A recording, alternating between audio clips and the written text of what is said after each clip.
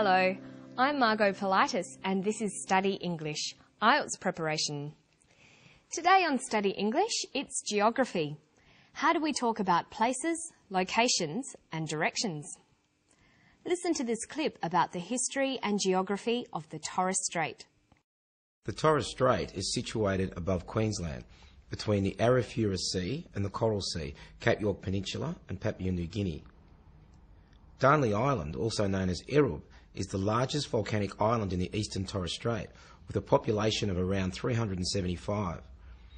It is surrounded by some of the deepest water in the world, known as the Darnley Deep. Though we are a seafaring people, 75% of Torres Strait Islanders today are living on the mainland. This is because we were displaced from our island homes since colonisation. Life for Torres Strait Islanders has been an endurance test ever since colonisation. During the Second World War, hundreds of Torres Strait Islander men were shipped off from their homes to fight for their country, of which they were still not citizens. Uncle Bill Saylor, who has gone back to live on his land of Erub, remembers all too well the war. So that was Johnny Harding talking about his home, the Torres Strait Islands. When we want to talk about a place or where something is in relation to other places, we need to use function words called prepositions. Some common prepositions include in, on, near, or between. Prepositions can also be made up of 2 or even 3 words. For example, next to, surrounded by, or in front of. These are called prepositions of place. Listen for the prepositions of place in this clip. The Torres Strait is situated above Queensland, between the Arafura Sea and the Coral Sea, Cape York Peninsula and Papua New Guinea. Now let's go back over the clip and see if we can figure out where the Torres Strait is. Johnny says that the Torres Strait is situated above Queensland. Here's Queensland. The islands are situated above Queensland and between the Arafura Sea and the Coral Sea, Cape York Peninsula and Papua New Guinea. So the Torres Strait Islands can be found here. The Torres Strait is situated above Queensland, between the Arafura Sea and the Coral Sea, Cape York Peninsula and Papua New Guinea. Learning to use prepositions correctly can be difficult because most of them have more than one function. There are not many rules to help you choose correctly, so you need to learn each expression separately. Look at the use of prepositions in the following. Meet me at the front door of the department store in George Street on the corner. In English, we say at a location, in the street, but on the corner. The general rule is that we use in to talk about large areas. For example, I live in an apartment block in Sydney, in Australia. Use at for particular locations. I live at number 2 West Street. Use on to say things like, my house is on the corner, or I live on the 2nd floor. And here's a quick exercise on prepositions. Try describing the position of things in the picture.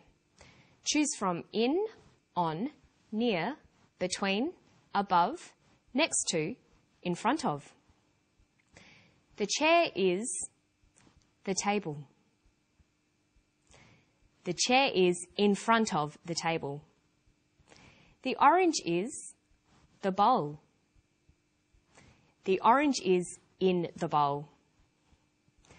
The cup is the vase and the book. The cup is between the vase and the book. And why don't you try more of these exercises at home? Listen for some more prepositions.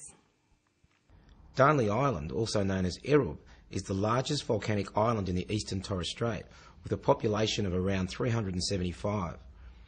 It is surrounded by some of the deepest water in the world, known as the Darnley Deep. Though we are a seafaring people, 75% of Torres Strait Islanders today are living on the mainland. This is because we were displaced from our island homes since colonisation. Okay, so we can use spoken and written descriptions to talk about a number of different subject areas. In social settings, we can describe people, family, or relationships.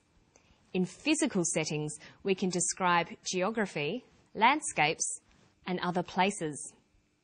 But whatever you're describing, it's important to organise and structure your language. You need to carefully plan what you're going to say and the order you want to say it in. If you're describing a country, it's helpful to list the features you want to concentrate on. They might include the location and size of the country, the physical features, the climate, and even the population and language of the people. Listen to all the information in the clip about Torres Strait. Can you hear what type of information the speaker is giving us?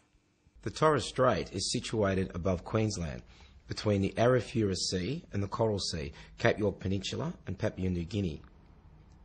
Darnley Island, also known as Erub, is the largest volcanic island in the eastern Torres Strait, with a population of around 375. It is surrounded by some of the deepest water in the world, known as the Darnley Deep. Though we are a seafaring people, 75% of Torres Strait Islanders today are living on the mainland. We heard information about the location and physical features of the islands, as well as about the population. He could have included information about the economy, customs, festivals, or food. There are many choices. If you're writing about a place, the first step is to decide which features you want to describe. The next step is to organise the description.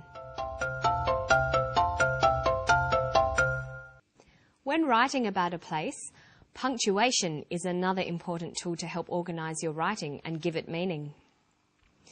The rules for punctuation are different in all languages, and knowing which letters to capitalise is a key part of punctuation. The rules about which words to capitalise need to be learnt. Let's review some of these rules, and then we'll go back to the clip and look at how some of these rules apply. We always capitalise the first word in a sentence, the pronoun I, specific places on a map, for example, the Torres Strait or Australia, names of people or nationalities like Torres Strait Islanders or Australians, periods of time like the Second World War, and the names of people, including their title, for example, Uncle Bill Sailor. Compass points are not capitalised unless they form part of a formal name for an area.